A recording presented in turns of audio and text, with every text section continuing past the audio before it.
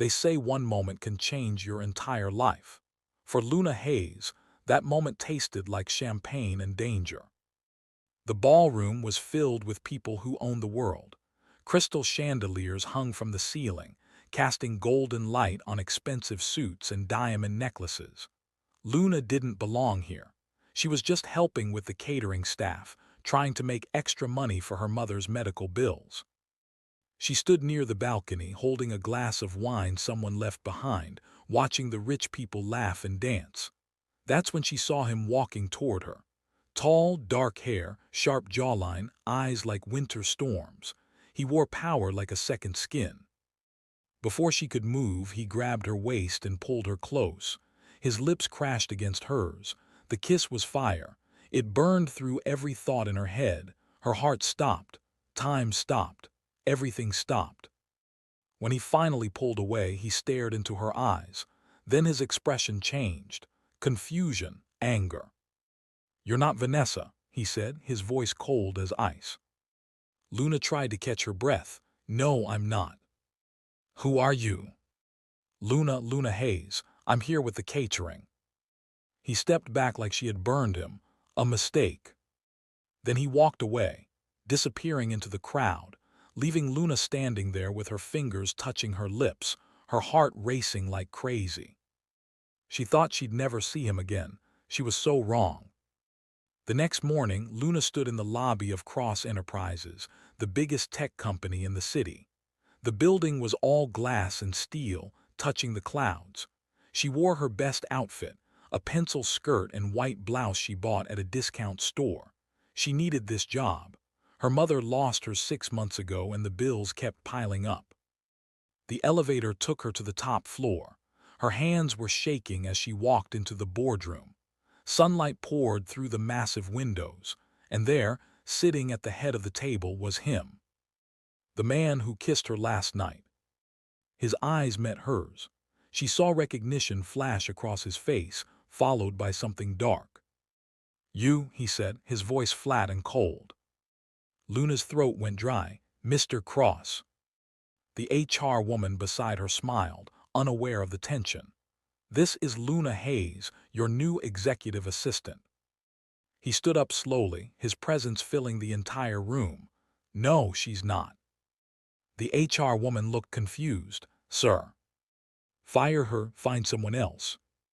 Panic shot through Luna. "Wait, please, I need this job. I worked so hard to get here. I won't disappoint you, I promise." His gray eyes pinned her in place. "You already have." The silence felt like forever. The HR woman cleared her throat nervously. "Sir, she has the best qualifications we've seen in years, and we already let the other candidates go." Luna watched his jaw tighten. He stared at her for what felt like an eternity. Those same lips that kissed hers last night now pressed into a hard line. "Fine," he finally said, "but one mistake, Miss Hayes, just one, and you're gone." Relief flooded through her. "Thank you, Mr. Cross." He leaned down close to her ear, so close she could smell his expensive cologne. "Don't thank me yet." Luna's first week was hell. Damian Cross was the cruelest boss she'd ever had. He demanded perfection in everything. Coffee had to be exactly the right temperature. Reports needed to be flawless. Meetings had to start on the exact second he scheduled them. "Coffee, black, no sugar. On my desk in 3 minutes," he said one morning, not even looking up from his computer. Luna rushed to the break room, her hands shaking as she poured the coffee. When she placed it on his desk, he finally looked up. "You're late. 2 minutes and 58 seconds is not 3 minutes." She stared at him in disbelief. "But you said 3 minutes." "I said 3 minutes, not 2, 3. Frustration boiled inside her. "That doesn't make any sense."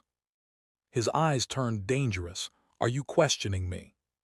She bit her tongue. "No, sir." "Good, learn fast, Miss Hayes. I don't tolerate weakness." He went back to his work like she wasn't even there. Luna wanted to throw the coffee in his face, but she needed this job, so she walked out, her fists clenched at her sides. He was cruel, cold, impossible, But something in his eyes, something broken and lonely, made her want to understand him. 2 weeks later, Luna was working late. Again. The office was empty except for the light from Damian's office. She stood to stretch and accidentally knocked over a stack of files. Papers scattered everywhere.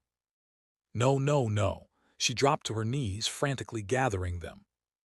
Suddenly, a hand reached down. His hand. Damian knelt beside her, helping pick up the papers. Their fingers touched. They both froze. "You should go home," he said quietly. "So should you." He looked at her, really looked at her for the first time. "I don't have a home, I have a penthouse. There's a difference."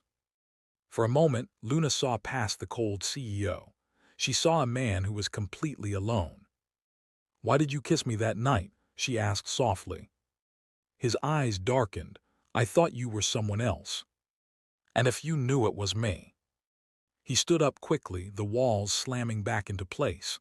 "Then I wouldn't have done it. Go home, Miss Hayes." He walked away, but Luna saw his hands shaking. Everything changed when Luna met Ethan Cole. He walked into the conference room while she was setting up for a meeting. He was tall with warm brown eyes and a kind smile. "You must be Luna," he said, "the woman who survived Damian's first 2 weeks." She laughed for the first time in days. "Barely. Don't take it personally, he's like that with everyone." He started helping her arrange the files. "I'm Ethan Cole, the CFO. Does it get easier working with him?" Ethan smiled. "Honestly, no, but you learn to see past the armor. If you ever need help or just someone who won't bark orders, I'm 3 floors down." Something warm spread through Luna's chest. "Thank you. That's the kindest thing anyone said to me here." The door slammed open. Damian stood there, his eyes locked on Ethan standing close to Luna. His expression turned to stone. "Cole, don't you have numbers to crunch?" Ethan's voice stayed casual. "Just welcoming our new team member." "She doesn't need welcoming, she needs to work." Damian's voice could cut glass. "Miss Hayes, my office now." Luna glanced at Ethan apologetically and followed Damian out. The moment his office door closed, he exploded. "Stay away from Ethan Cole." Luna stared at him in confusion. "What? He was just being nice." "Nice?" Damian stepped closer, his presence overwhelming. "He's the CFO. He doesn't do nice without a reason. Maybe he's just a decent person. You should try it sometime." He moved even closer, so close she could feel the heat from his body. "You work for me, not him, remember that." Her heart pounded. "I'm your assistant, not your property." His voice dropped to a whisper. "Aren't you?" The air between them crackled with electricity. Luna couldn't breathe. "Why do you care who I talk to?" she managed to ask. His jaw clenched. He turned away from her, hands balling into fists. "I don't, just do your job." But Luna could see his reflection in the window. The jealousy was written all over his face. 3 days later, Luna was working in the archives, filing old documents. That's when she found the folder marked Confidential, Hayes Termination. Her mother's name. Her hands trembled as she opened it. Inside were emails from Damian Cross himself, ordering her mother's firing. No reason given, no cause, just gone. "No," she whispered. "Luna, you okay?" Ethan's voice came from behind her. She showed him the file, unable to speak. He read it and sighed deeply. "I was afraid of this." "You knew," pain shot through her chest. "I suspected. Damian, he cleans house ruthlessly when he takes over. Your mother was collateral damage in a corporate purge." Tears burned Luna's eyes. He ruined her life. She lost everything because of him. She got sick from the stress, and it was all him. Ethan put a gentle hand on her shoulder. "I'm sorry, but you need to be careful. Damian doesn't forgive people who dig into his past." "I don't care." Anger replaced the pain. "He needs to answer for this." The next day, Luna confronted him. In the lobby, in front of everyone. "Why did you fire my mother?" Her voice echoed through the marble space. Everyone stopped. Conversations died. All eyes turned to them.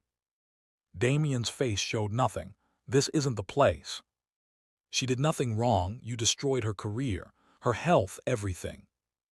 Business decisions aren't personal, Miss Hayes. They are when they ruin lives. Luna felt tears streaming down her face, but she didn't care. Security started moving toward her, but Ethan stepped between them, his arm protective around her shoulders. "That's enough," Ethan said firmly. "Luna, come with me." He led her away gently.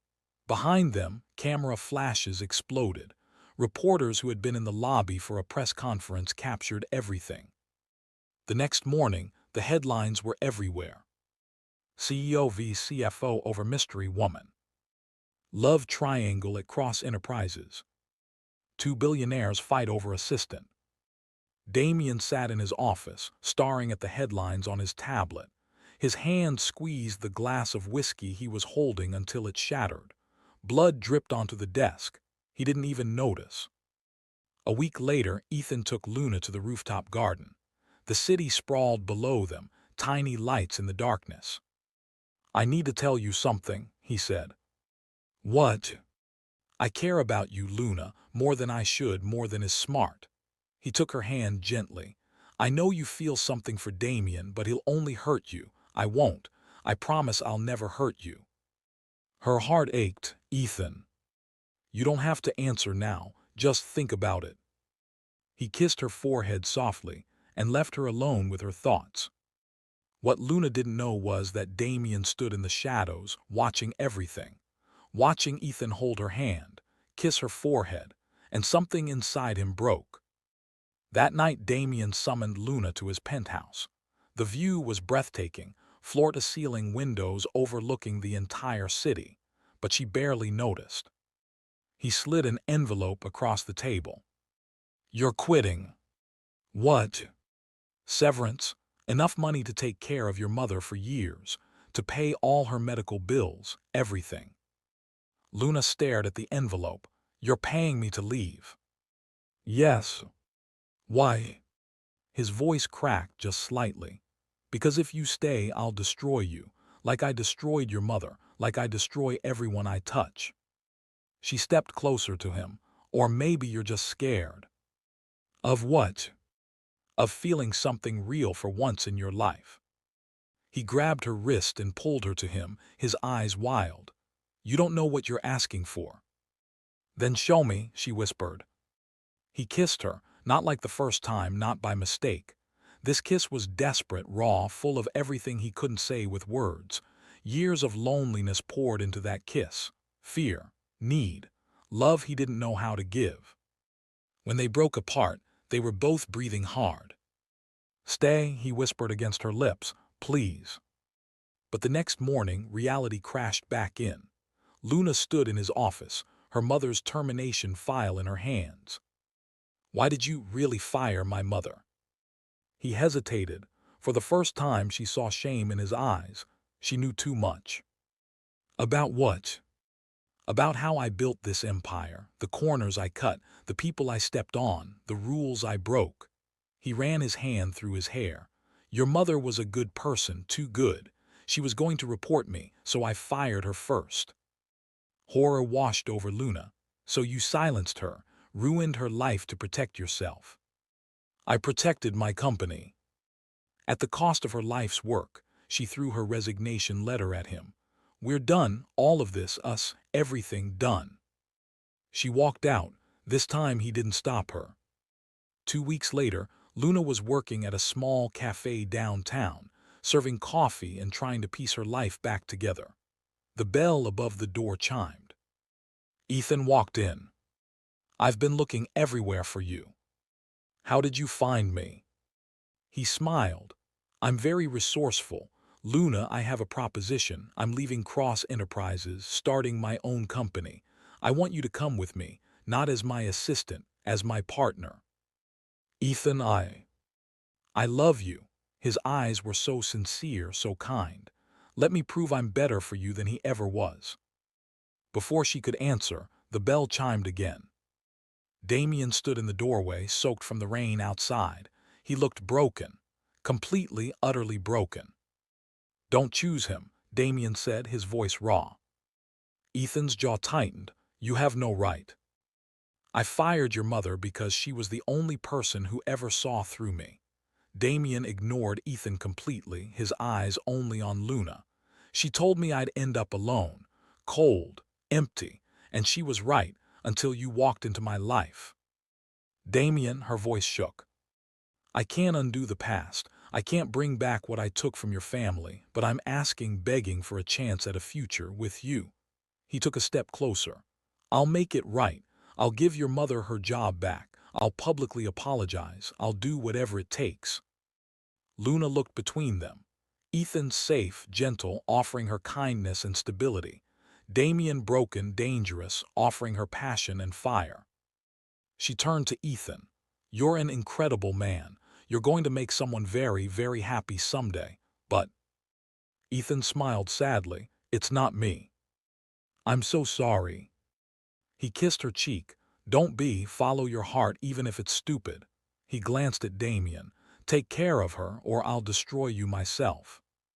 Then he left, and it was just Damian and Luna.